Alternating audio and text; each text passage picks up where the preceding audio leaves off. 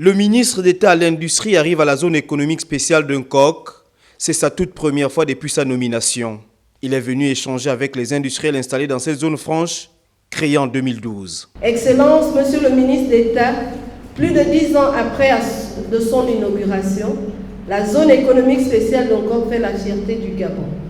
Avec ses 19 nationalités d'investisseurs et ses plus de 2 000 milliards de dollars d'investissements directs étrangers cumulés depuis sa création.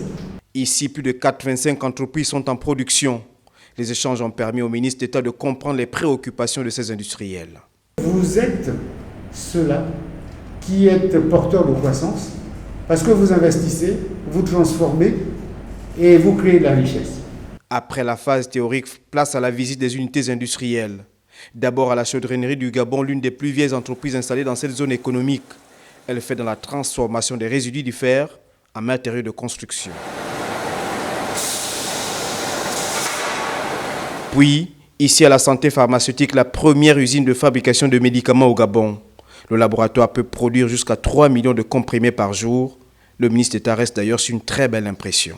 Vous êtes installé au Gabon il n'y a pas longtemps, mais dans ce temps qui peut paraître court, mais qui est plein d'actions, vous avez pu monter une entité pharmaceutique qui fonctionne. Il est utile maintenant de voir les entreprises pharmaceutiques installées sur le territoire national utiliser de plus en plus le Made in Gabon. Au total, 3 usines visitées parmi les 85 en production dans cette zone franche. Le ministre d'État à l'Industrie s'est même plié à un rituel.